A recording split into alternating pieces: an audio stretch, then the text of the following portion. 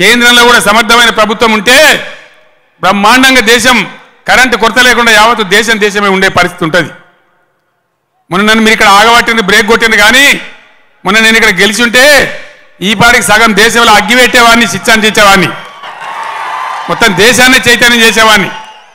చిన్న దెబ్బ తగిలింది, పర్వాలేదు, ఓర్చుకుందాం, తట్టుకుందాం. మనం ఉద్యమాలు చేసిన వాళ్ళం, ఓకే ఉన్నోళ్ళం, పేగుల దగ్గర కొట్లాడే శక్తి ఉన్నోళ్ళం, ధైర్యం ఉన్నోళ్ళం, ధైర్యంగా ముందుకు పోవాలి. మేము దళిత బంధు తెచ్చినా, చేనేత కార్మికుల కోసం తెచ్చినా, రైతు బంధు తెచ్చినా, కులము మతము జాతి ప్రసక్తి లేకుండా మైనార్టీ రెసిడెన్షియల్ పాఠశాలలు పెట్టినా, బీసీలకు పెట్టినా, ఎస్సీలకు పెట్టినా, ఎస్సీలకు పెట్టినా, కులం చూడలే, మతం చూడలే, జాతి చూడలే. ఇలా మనం కూడా తెలంగాణ జాతిగానే నిలబడాలి, కలబడాలి. దయచేసి నేను మీ అందరినీ ప్రార్థించేది, నేను లంబా చెవడ ఉపన్యాసం చెప్పడానికి రాలే. ఒక మెసేజ్, ఒక టేకాఫ్.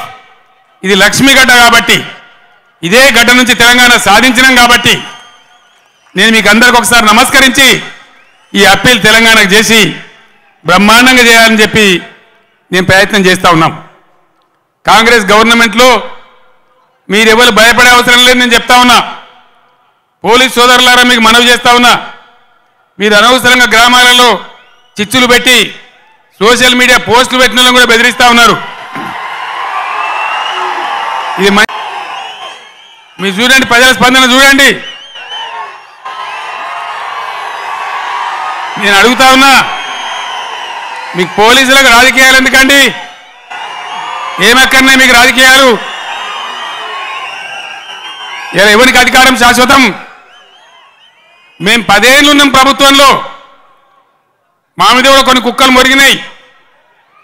మొరిగినా కానీ ఏమని పాపాన్ని పడిపోతాడన్నాం, కానీ మేము ఈ దౌర్జన్యాలు చేయలే. మేము ఉన్ననాడు కనుక పోలీసులు ఇయ్యేలా చేసే దౌర్జన్యాలు పోలీసుతో చేయిస్తే ఈ కాంగ్రెస్ వాడు ఒక్కడు మిగులునా అసలు ఈ రాష్ట్రంలో? మేము అటుపోలే, ఆ దారి పట్టలే.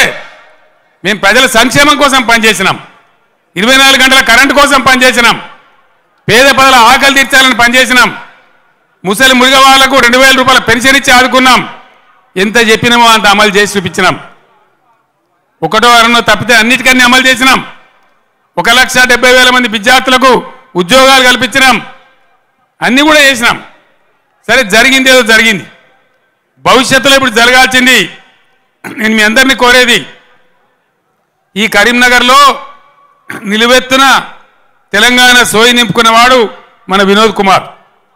క్లీన్ క్యారెక్టర్ అన్న వ్యక్తి మన వినోద్ కుమార్.